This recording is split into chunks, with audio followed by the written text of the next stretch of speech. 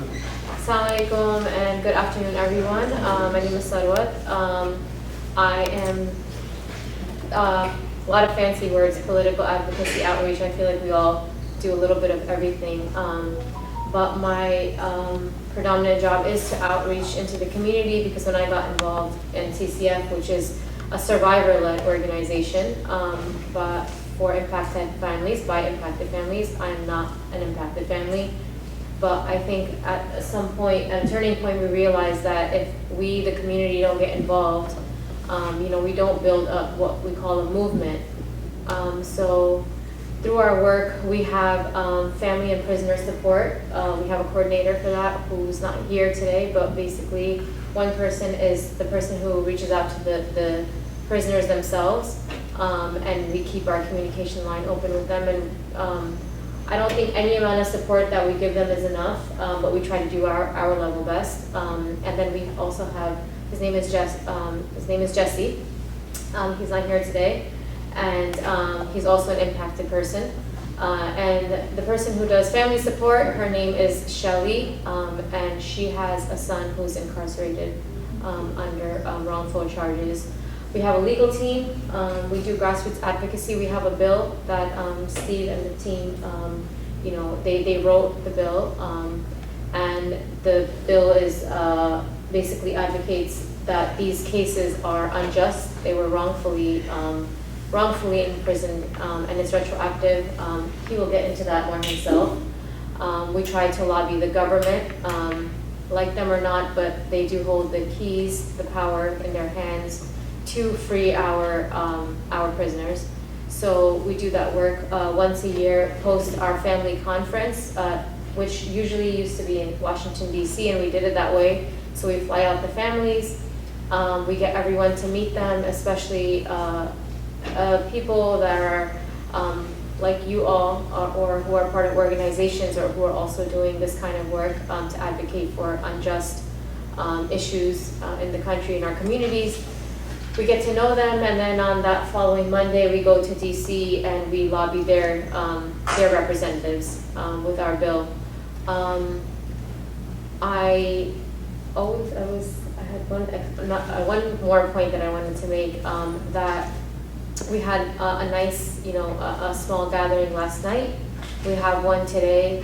My only ask going forward with today's program, with everything that you hear, is that now, by osmosis, by being in this room, you've signed up to be an advocate of CCF, and our brothers and sisters that are incarcerated. This is not an us thing, this is an us thing. And we all advocate for it, and we all become the arms of CCF, and that's how this work goes forward.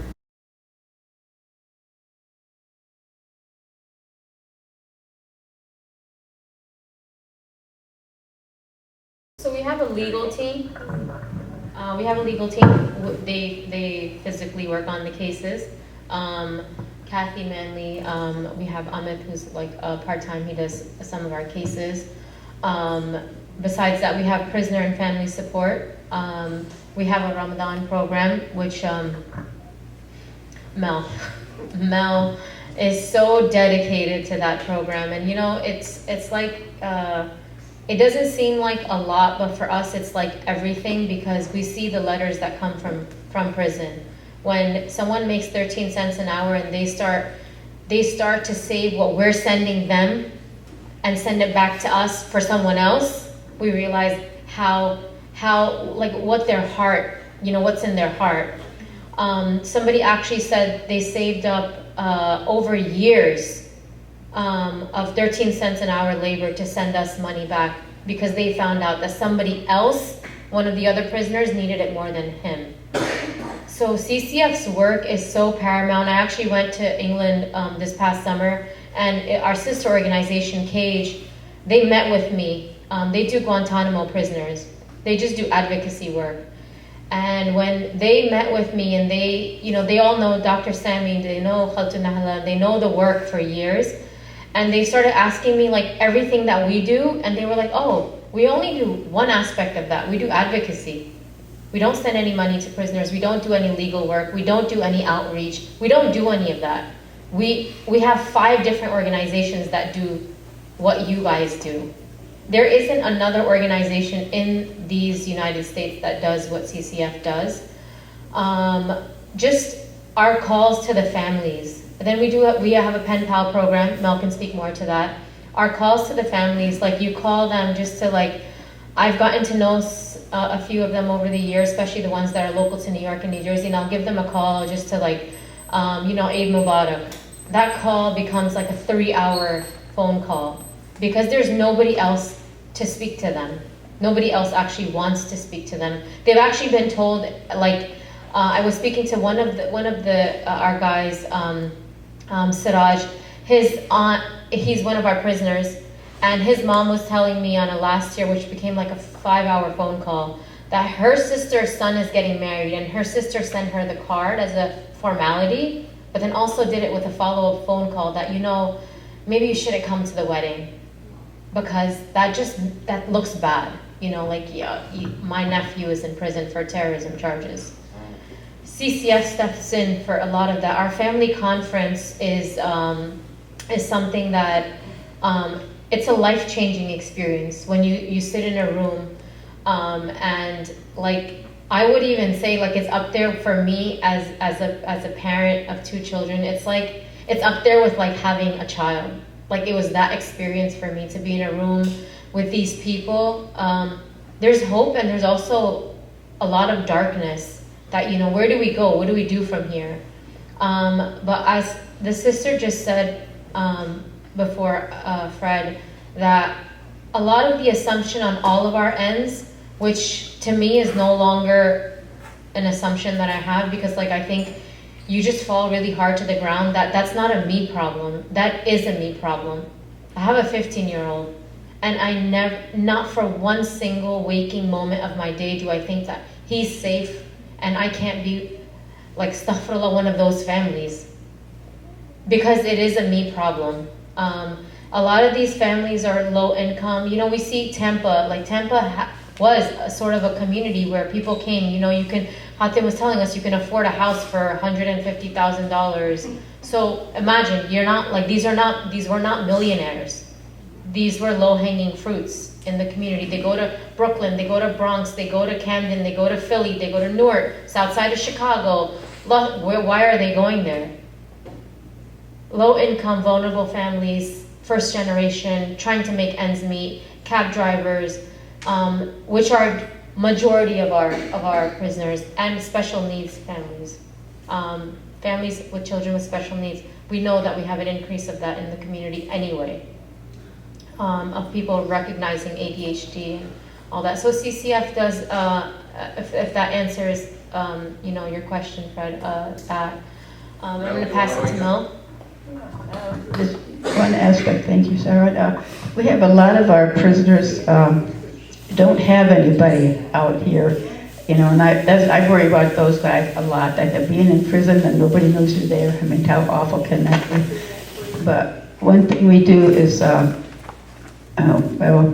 we stay in contact with those people, and we're there. They can, if something happens in prison, they can send us an email, write us a letter, and we try to intervene for them. So, this one person, he said he has some kind of disagreement with the other prisoners. He thought his life was in danger, so I called his counselor, and they moved him. They got him moved to a different prison.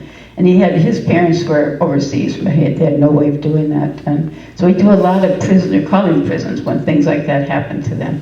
And seeing these indigent, familyless prisoners, we've started a program now where we send, we do the Ramadan once a year for all of our prisoners, and we send them $100, which doesn't go that far in prison actually. But we're going to, these ones that have no outside source of money, we're sending them money every month now. So that's a program we need. I'm telling you, you need to help us, because we can't do it without y'all. Because majority of these families have been drained of their all their assets because of their cases. People are left with nothing. They've had to sell their homes, their jewelry, every single thing they own. So the least that CCF can do in our capacity is that we can fully fund their trips. And I just wanted to note one other thing, that most of us are volunteers, if not, definitely our salaries are way, like, we don't want to talk about it. And we do that with honor, with pride, with dignity. We don't think of this as, oh, we're doing it. We think of it as a privilege to be able to do CCF work. You know, we never treat this as, oh my God, you know, none of us are like, we don't get paid. No, it's more like, thank God for CCF for allowing us to do this work. We got this email from one of our brothers. It says, Assalamu alaikum and greetings. Today is Monday. Alhamdulillah, I'm leaving water place. Inshallah, I want to say thank you for everything that you did for us. As I tell my sisters who supported me these last 3 years, the financial support is very much needed and appreciated, because when you work in here 160 hours a month, the most that I've ever gotten paid was $22. SubhanAllah, that feeling when you get knowing that there is someone out there thinking about you and your condition and willing to support you with the money that they themselves worked hard for, people fighting for our rights with our hands tied, we can't do anything about our own condition. That is what really makes the tears roll down your face and helps you feel not alone in this horrid place that I wouldn't wish upon my enemy. Therefore, I want to say thank you to every single one of you that helps us in each and every way, starting from this organization that makes dua for us. From the bottom of my heart, I can say that is something that gives me strength every single day. So we get these emails, we get these correspondences, and it's everything. Like, even if we get nothing, this is everything. You know, it makes everything worth, like, having CCF and having this organization and finding this, I call it our traveling band. We don't travel a lot, but when we do, like, we're so grateful. Thank you. So